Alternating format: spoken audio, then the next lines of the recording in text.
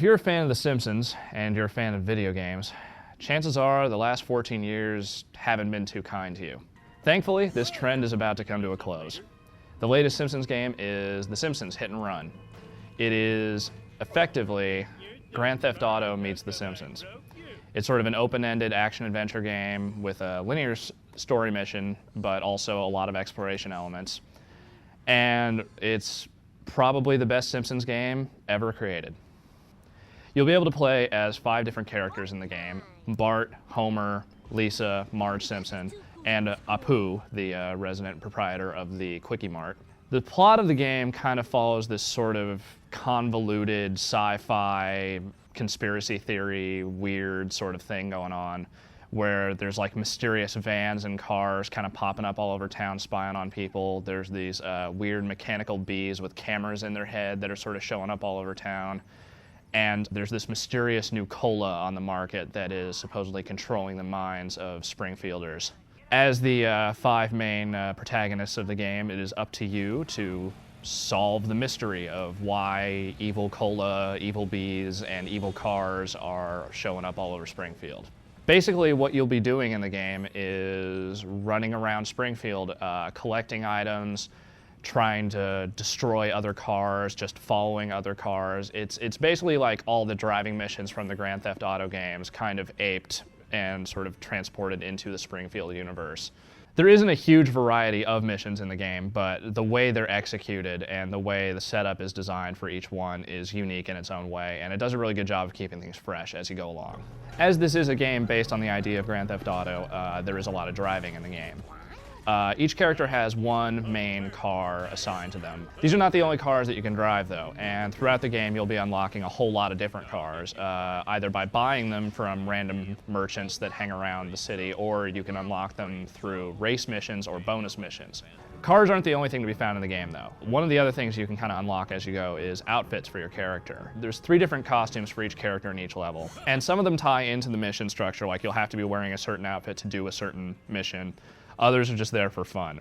While you may be driving around kind of destroying stuff as you go, collecting coins by breaking stuff in and around the level, you can't just go on wild rampages without any, basically any retribution whatsoever.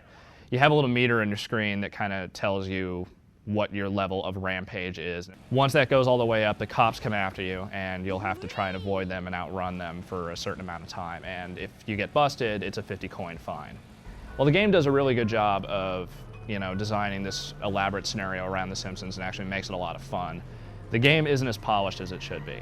There are some little issues here and there with bugs, some of which actually can kind of break missions here and there. One instance we had was we were driving, trying to chase another car, and that car drove off a cliff.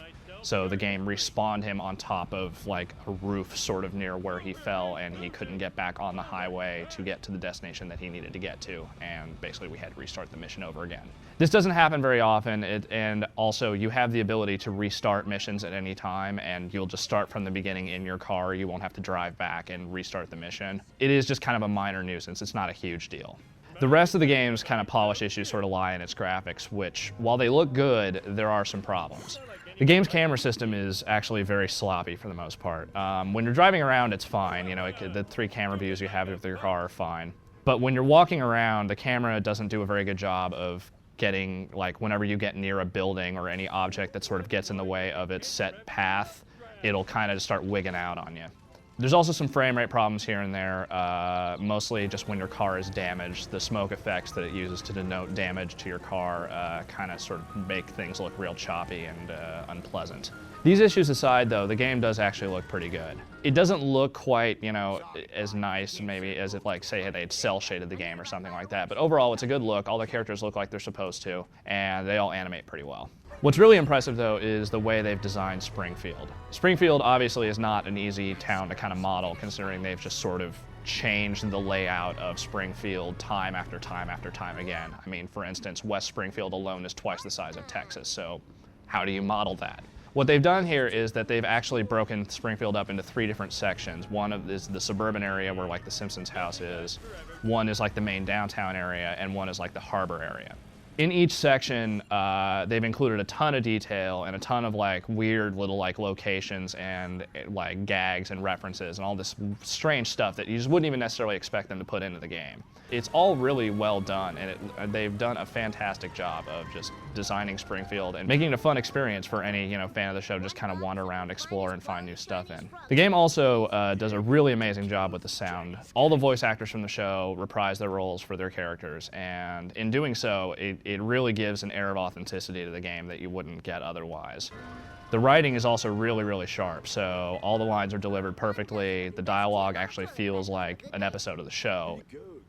To sum up Simpsons Hit and Run, it is easily the best game to ever feature the Simpsons license, period. Its presentational aspects, its audio presentation, its basic overall look, just all the detail they've put into Springfield, and the fact that the game is just a lot of fun, all of it really make a great experience. You can kind of put aside the polish issues, they're not great, but at the same time, you can just ignore them because overall, it's a great game, and if you're a fan of The Simpsons, you should absolutely check it out.